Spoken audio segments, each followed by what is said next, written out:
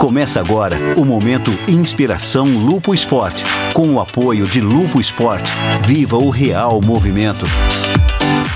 Muito bem, Inspiração Lupo Esporte do Jornal da EP recebe hoje Marcelo Cabrini, um dos maiores nomes do atletismo de Araraquara, ex-atleta profissional, atual treinador e presta consultoria esportiva, tem uma empresa de assessoria esportiva, treinador de atletismo, enfim, tem uma trajetória longínqua e profícua no esporte de Araraquara, destaque em todo o Brasil. Seja muito bem-vindo aqui, Marcelo Cabrini, é um prazer recebê-lo, bom dia. Obrigado pelo convite, bom dia. Tava ouvindo vocês vindo aqui no carro, né? Muito contente pelo convite de participar do programa. É isso aí, nosso objetivo é contar histórias do esporte, como o esporte, né, muda a vida das pessoas, inspira muito mais pessoas, e você me parece que desde sempre foi tocado, inspirado pelo esporte. Começou na infância esse contato, Marcelo? Como é que foi isso? Começou na infância, na verdade eu gostava de jogar futebol, né?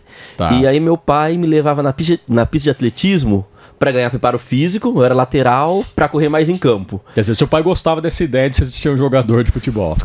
Meu pai é meio maluco, então ele fazia eu correr 25 voltas na pista, né, dá 10 quilômetros, eu tinha, era em 96, eu tinha 12 anos, né, para ganhar preparo físico. E aí o pessoal lá do atletismo, Bonifácio, Marcelão na época, viam um garoto treinando, né, me convidaram para a escolinha de atletismo da prefeitura. Aí eu comecei a treinar, eu ainda jogava futebol, mas eu vi que eu era melhor na corrida que jogando. Fiz amigos no esporte, aos poucos fui largando o atletismo, fui largando o judô que eu fazia, fui largando natação, para me dedicar só ao atletismo, às corridas. No futebol você jogava em que posição? Era lateral direito. Lateral direito. Todo mundo que não sabe jogar diz que vai pra lateral direita. Eu era lateral direito também. Exato. Eu não sabia jogar, ficava ali meio porque tem que correr, né? Tem que correr bastante. Mas já teve cada craque, né? Isso não é verdade, Nós tivemos grandes laterais direitos. Falei hoje, Carlos Alberto Torres. Falei hoje. Djalma Santos, pelo amor de Deus, né? Cafu. Pessordi, né? Então, não tem sentido essa sua. Leandro foi muito bom. Dizem também que o sujeito que era mais ou menos, um dia pra gol. Vai pro gol, né? Vai pro gol. Ou então pra ponta esquerda. Então é isso aí, né? Mas a verdade é que... Mas tem sentido essa relação futebol-atletismo. Muitos bons corredores de longa distância saíram do futebol e foram pra corrida. Vanderlei Cordeiro de Lima foi medalhista na maratona. Ronaldo da Costa também. Meu antigo treinador, Diamantino dos Santos, que foi para 3 Olimpíadas. Então, você começa no futebol, vê que às vezes a concorrência é muito grande, ou você não é tão talentoso para aquele esporte, vai para a corrida e acaba se destacando. Porque o futebol é muito difundido em qualquer rua, tem um moleque jogando, pelo menos tinha, né, em qualquer rua, e aí é o primeiro contato com o esporte, com essa descoberta, né? E aí a coisa passou a ficar séria em que momento na tua vida? Olha, Cabrini? no início, ali na escolinha era muito brincadeira, não brincadeira, mas era um treinamento mais voltado para iniciação. Então eu treinava 3 vezes por semana. Começou a ficar sério por volta dos 18, 19 anos, que eu entrei pra faculdade, recebi o patrocínio da Uniara, comecei a disputar torneios de nível nacional, e aos 22 anos foi que minha carreira começou a decolar, e aos 23 eu assinei com o Bradesco. Aí eu fui atleta da Bradesco Seguros por muito tempo. Sempre fui atleta vinculado aqui a Fundo Esporte, né? Então eu representava o Bradesco, representava a Fundo Esporte e tinha alguns patrocínios pessoais, como o Bradesco Seguros. Você vai falar já dos seus títulos, né? Das suas conquistas ao longo dessa carreira. Parece que é uma carreira muito curta também, né? Você falou de 22, 23 anos que a coisa ficou séria, né? Hoje você já se apresenta como um ex-atleta, você tá aí com 40 anos, eu acho. 40, né? Exato, acertou. Eu pesquisei. É uma carreira curta também, no alto rendimento, eu diria, né? Olha, a carreira é curta dependendo das situações. Nos meus últimos anos de carreira, eu tinha muitas lesões. E aí, a hora que eu tava melhorando, voltando a estar em forma, competindo bem, me lesionava. E eu fiquei nesse ciclo por uns 2, 3 anos. Então, eu aposentei com 36 anos. Mas tem bons atletas de elite que chegam aos 40, 41 anos. Mas, olhando assim, de um modo geral, é relativamente curta a carreira. E as provas que você disputava, quais eram? Porque no atletismo, na corrida, tem, né, diferentes tipos de prova. Qual que era a tua especialidade? Minha especialidade era os 5.000 metros de pista. Eu corria entre 5 km até 15 km na rua, mas minha especialidade principal era os 5.000 metros. Foi a prova que fui para a seleção brasileira, foi a prova que eu me destaquei em circuito da longevidade, Bradesco, foi a prova que eu fui para os meetings assim, nacionais, internacionais, foi a prova que eu me destaquei mais. O Zé vai participar aqui, vai focar aí no esporte, mas... aqueles de tiro curto precisa ter mais velocidade do que realmente preparo físico, né? Exato. Porque aquele que tem um trajeto maior tem que ter, além da velocidade, tem que ter um preparo físico melhor, né? Porque o tiro curto, 100 metros... O sujeito não cansa tanto. Cansa, mas é muscular, né? Explosão, né? A gente chama de força e velocidade. Isso aí. Agora, isso aqui chama-se Inspiração Lupo Esporte. É dedicado a conversar com pessoas que têm uma história do esporte a contar. Porque você sabe que a Lupo produz hoje todo um material, tá bom? Inclusive material esportivo para todo tipo de atividade esportiva. Então, é por isso que hoje a Lupo Esporte está em todos os shoppings pelo Brasil, eleva o nome de Araraquara e certamente está elevando esse nome para todo mundo. Parabéns aí, e a gente agradece muito esse apoio de Inspiração Lupo Esporte. Agora, só uma observação histórica. No meu tempo de criança, eu era fã de dois atletas também de corrida e tal.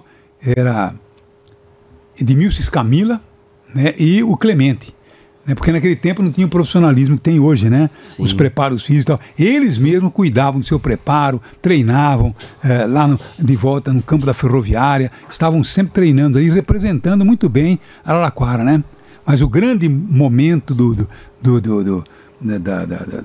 atletismo era a participação na São Silvestre e tal, mas enfim, era um tempo muito, muito bruto, era muito amador, então o Brasil não se destacava muito, porque não tinha o investimento como tem hoje, né? Ô Luiz, já que a Madalena falou da São Silvestre, eu gostaria de relembrar esse momento com o Cabrini, porque ele estava no auge dele, né?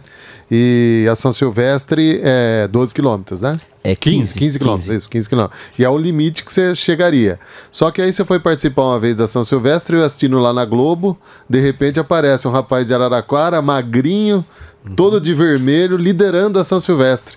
Porque no começo... Chegou a liderar a São Silvestre? No começo ninguém ia acompanhar ele, porque os 5.000 metros era a força dele. Aí eu lembro disso, falava, o Cabrini tá aproveitando, ficou famoso. Mas eu pensava, não vai aguentar 15 quilômetros, não é Você já sabia que você não lideraria até o fim, Cabrini? Não, Olha, você chegou a acreditar que vamos tentar aqui. Olha, era meu melhor ano, né? Foi o ano de 2010. Aqueles africanos que estavam em volta de mim, eu havia vencido a maior parte deles, Zé Roberto, no circuito Bradesco, que eram provas de 6 quilômetros. Assim, minha estratégia era de largar junto. Eu sabia que era muito arriscado, porque eram atletas, apesar de ter vencido eles, de nível superior. Mas eu arrisquei. Eu, assim, sabia do alto risco de quebrar, foi o que aconteceu, mas tinha a possibilidade, assim, de tentar surpreender. A São Silvestre, ela é no dia 31 de dezembro. Então eu tive uma temporada muito desgastante no circuito, né? Eu cheguei cansado naquele final de ano. Mas não me arrependo, foi legal estar ali na frente, estar disputando. Naquele momento, Zé Roberto, a gente estava 21,5, 22 km por hora. Que a largada da São Silvestre é muito rápida. Descia ali a Consolação, isso. Era muito forte. Mas já que eu havia vencido aqueles atletas, boa parte deles, eu falei, eu vou arriscar, eu vou junto. Mesmo sabendo que não era minha especialidade os 15K e que poderia quebrar. Eu lembro que na transmissão, acho que o Kleber Machado, quem é esse brasileiro aí que tá liderando? Aí foram pesquisar pelo número, Marcelo Cabrini de Araraquara, foi bem legal esse ano. Né? E era legal que o Lauter Nogueira, que era comentarista da Globo, naquele ano, era meu treinador, que era o responsável pelo circuito da longevidade Bradesco. Então... Ele conhecia. Conhecia. Eu falei, Lauter, eu vou arriscar, eu vou pra cima. E fala meu nome, que a gente tá junto. Além desse momento da São Silvestre, quais outros momentos da tua carreira você guarda, assim, com lembranças, as principais conquistas, aquelas que te orgulham? São muitas, eu sei, né, mas... São muitas e, assim, ela varia muito do período que eu tô na minha carreira. Pra você ter uma ideia. Primeira São Onofre que eu venci foi algo muito especial. Eu comecei a correr para vencer a prova de Araraquara, né, a Santo Onofre. Eu tinha 19 anos, era novinho, todo magrelinho, assim. E foi uma grande surpresa. Tinha atletas que venciam todos os anos. E de repente o atleta da categoria juvenil vira ali na Rua 1, vencendo, minha família inteira assistindo. Foi algo bem emocionante. Não era assim uma prova assim de de altíssimo nível ainda, mas vencer ela aos 19 anos foi muito bacana. Venceu os Jogos Abertos com 22 anos também, era um torneio de altíssimo nível, foi surpreendente, assim, foi bem legal. E quando eu venci uma etapa em especial do circuito da longevidade em Porto Alegre, eram 7 africanos na prova, tinha 3 do Quênia, 2 da Tanzânia, 1 da Etiópia, eu de brasileiro e outros brasileiros. E assim, foi uma das melhores corridas que eu fiz. Era uma retona bem longa em Porto Alegre, ali nas margens do Guaíba, perto do estádio ali do Colorado. E tinha um atleta, Joshua Kemei, ele largava muito forte. Eu sabia que se eu aguentasse até a metade da prova com ele, eu teria grande chance de vencer. Porque ele perderia força no final. Eu tinha muita força e velocidade no fim. Aí foi, assim, o início da prova foi muito sofrido, eu achei que não fosse aguentar, segurei. Um queniano ficou, um etíope ficou, um da Tanzânia ficou, sobraram 4. Nos últimos 500 metros eu aguentei aquela pressão e venci a prova. Numa prova como essa, dá pra olhar pelo retrovisor, tentar dar uma olhadinha, saber se tá ficando o atleta pra trás. Exatamente. Como é que faz esse controle? É pelo campo de visão aqui? Olha, pelo menos no meu caso em específico, eu sempre dava uma olhadinha. Dá pra dar uma olhadinha sem perder o ritmo. Dá pra dar. Sem perder a passada. Nas provas de pistas, grandes provas, se você olhar na TV, o atleta tá olhando pro alto. Que ele olha o telão que tá filmando a prova e quem tá atrás. Entendi. Na rua não tem essa estrutura, então a gente dá aquela olhadinha. A hora que eu vi que eles ficaram 3, 4 corpos, eu falei, vou ganhar essa prova. E foi assim, foi uma grande corrida que eu fiz, foi bem emocionante pela quantidade de atletas estrangeiros. Agora, por que o africano ele tem vamos dizer, esse distanciamento, né? Porque, na verdade, eles... Em provas de longa distância. Então, porque é muito treinamento, talvez a prova passada, porque são sempre altos, né? Qual que é a vantagem deles nessa situação? Olha, Madalena, são alguns fatores em conjunto. Primeiro, a genética deles é mais favorável, então os tendões deles, eles são mais elásticos, então dá um nível de propulsão na passada maior, mas principalmente é o esporte número 1 do país. Então a massificação... Investimento é a massificação do esporte. Então, enquanto aqui no Brasil você vai em qualquer bairro, você vê crianças jogando futebol, lá eles correm. E são muitos corredores no Quênia, na Tanzânia e na Etiópia. É o nordeste do Quênia que tem essa genética favorecida. E esporte número 1 do país. E também é uma oportunidade de ascensão social através do esporte. Num país muito pobre como os da África. É isso aí mesmo, né? Então tá aí, né? Mais alguma coisa? E no Brasil, por que o atletismo no Brasil ele chega, revela um cara muito acima da média, aí você pensa que agora vai, de repente volta. E fica dependendo de que nem lá atrás o João do Pulo, o Ademar Ferreira da Silva, mais pra frente o Vanderlei Cordeiro, que se destacou. O que falta no Brasil para atletismo? Olha, é o que eu falo, Zé Roberto, assim, em boa parte dos esportes, é massificação do esporte. Assim, com muitos praticantes desde a infância, é que você vai conseguir tirar ali um fora de série. Acontece no futebol. Então é muita gente praticando, e isso varia, claro, de gerações em gerações, porque um talento especial não é tão simples de acontecer, mas quanto mais atletas você tem praticando naquela modalidade, mais fácil de você tirar um talento super especial. Geração de oportunidade também, né? Porque você mesmo conta na tua história que o teu pai, por causa do futebol, te levava para correr na pista de atletismo, né? Ou seja, tinha esse espaço como referência, e ali você foi observado, né? Aliás, tem muitas pessoas que parece que são fundamentais na tua trajetória. Você já falou do teu pai, talvez a tua primeira referência. Eu vou citar alguns nomes e você conta a importância breve que eles tiveram na tua vida. O Bonifácio. Quem é Bonifácio? Bonifácio foi meu primeiro treinador. Na verdade, o Bonifácio, acho que ele foi o primeiro treinador de muitos e muitos atletas aqui de Araraquara, né? Eu treinei com o Boni, a gente chama ele... O pessoal mais próximo chama ele de Boni, dos meus 12 até os 17 anos. Então foi o formador do início da minha carreira.